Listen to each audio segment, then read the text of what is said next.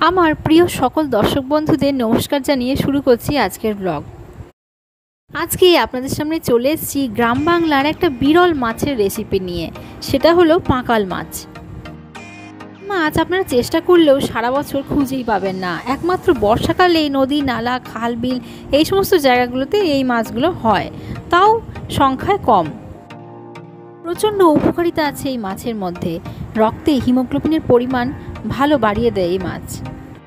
এই জন্য এই মাছ বর্ষাকালে কোনোদিন যদি রেয়ার বাজারে আসে দেখতে পান, দেখবেন খুব চটজলদি বিক্রি হয়ে যাচ্ছে। আপনারাও পারলে চটজলদি দেখতে পেলেই কিনে নেবেন এবং এরকমভাবে রান্না করে ফেলবেন।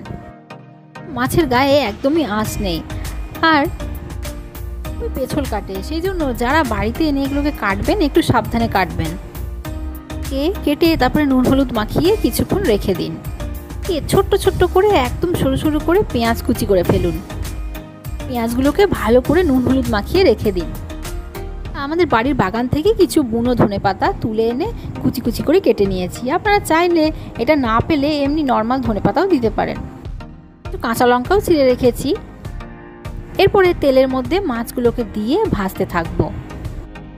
লক্ষ্য করে দেখবেন একটু ভাজা ভাজা হয়ে আসছে, আর দেখবেন মাছের পেটের ভেতরে অনেক ডিম ছিল, সেগুলো পুরো বেরিয়ে চলে এসছে। নুন হলুদ ধনেপাতা মাখানোর যে পেঁয়াজটা রাখা ছিল সেটা ওর মধ্যে দিয়ে দিলাম এবং লঙ্কা কুচিগুলো ওর মধ্যে দিয়ে দিলাম। পরিমাণ মতো একটু কাঁচা সর্ষের তেল আর একটু নুন ওর উপরে দিয়ে দিলাম। এবার নাড়তে থাকলাম।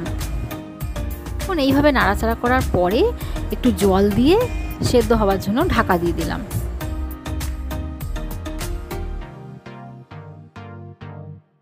এবারে ঢাকাটা আস্তে আস্তে করে খোলার পরে দেখুন কীরকম হয়েছে। একদম সুন্দর গ্রেভিগুলো গায়ে লাগা লাগা হয়ে গেছে। এইভাবে এবার আরও কিছুক্ষণ নাড়ব। এইভাবে প্রায় আমাদের পাঁকাল মাছের পাতুরি আজকে তৈরি হয়ে গেল। কিন্তু যদিও আমরা আজকে এটা পাতায় করে করিনি, কড়াই করেই করেছি। কিছু তাড়াহুড়োর কারণে এইভাবে তৈরি করা হয়েছে আজকে। পাতুরি আপনারা পাতায় করলে সময়টা একটু বেশি লাগবে। চাইলে এটা অন্যরকমভাবেও তৈরি করতে পারেন। একদম ঝোলঝোল করে আদা জিরে ফোড়ন দিয়েও করতে পারেন। ভিডিওটি দেখার জন্য সকলকে অসংখ্য ধন্যবাদ। আপনারা এইভাবে রেসিপিটা বানিয়ে দেখুন বাড়িতে এবং আমাকে কমেন্ট বক্সে জানান যে কেমন খেতে হয়েছে।